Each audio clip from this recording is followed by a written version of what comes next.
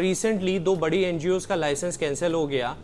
CPR यानी centre for policy research and WVI यानी world vision India, इनका licence cancel हुआ है due to some violations of FCRA rules. 2023 में 1111 FCRA की फ्रेश एप्लीकेशंस आई थी, जिसमें से 50% से ज़्यादा क्रिश्चियन रिलीजन की कैटेगरी में थी। इंडिया में FCRA का जो इम्प्लीमेंटेशन है उसे MHA मॉनिटर करती है, यानी ministry of home affairs. NGOs यानी नॉन गवर्नमेंटल ऑर्गेनाइजेशन को हिस्ट्री स्टार्ट होती है 1976 के रेगुलेशन एक्ट से, बट उसको 2010 में रिपील कर दिया गया और नया रेगुलेशन लेकर के आए FCRA। बट उसके बाद भी 2020 में इसमें कुछ अमेंडमेंट्स हुई। थाउजेंड्स में ऐसी NGOs थी जिनका लाइसेंस वो रिन्यू होना था, बट कोविड के चलते और कुछ अमेंडमेंट FCRA में जो होनी थी उसके चलते वो पेंडिंग हो गया। इसके बाद MHA ने एक रिलीफ पीरियड को एक्सटेंड किया, जो कि सितंबर 30 के अराउंड था 2021। जो फाइनल डेडलाइन है वो मार्च 31, 2024 है। MHA की 2012 की रिपोर्ट के अनुसार इंडिया में करीबन 20 लाख एक्टिव NGOs हैं,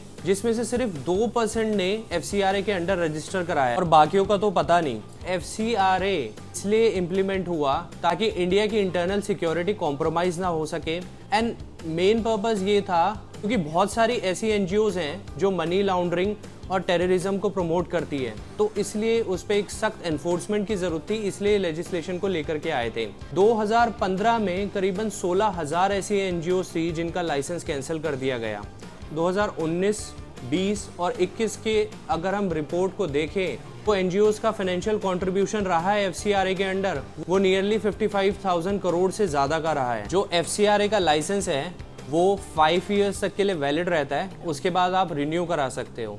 2022 में करीबन ऐसी 6,000 NGOs थी जो इनएक्टिव हो गई थी क्योंकि उन्होंने एप्लीकेशन की अप्लाई नहीं किया था या फिर उनका कुछ वायलेशंस था। और एज ऑफ 2022 इंडिया में नियरली 17,000 रजिस्टर्ड FCRA NGOs हैं। FCRA के अंडर NGO तब रजिस्टर करती है अगर उसे फॉरेन कंट्रीब्यूशन लेना हो। फॉरेन कंट्रीब्यूशन से चलने वाली NGOs डिफरेंट कैटेगरीज में आ सकती हैं, जैसे उनका पर्पस हो सकता है एजुकेशन, रिलीजन, सोशल और कल्चरल। बहुत सारे लोग प्रेजेंट गवर्नमेंट को क्रिटिसाइज करते हैं कि उन्होंने इतनी सारी NGOs का लाइसेंस कैंसिल कर दिया, बट मैं आपको बताऊं 2023 में करीबन 1600 से ज़्यादा एप्लीकेशंस आए और उसमें से 700 से ज़्यादा तो एक्सेप्ट कर दिया गया, उनका लाइसेंस ग्रांट कर लिया गया। करीबन 200 से ज़्यादा ऐसी थी जिनकी एप्लीकेशंस रिजेक्ट कर दी गई।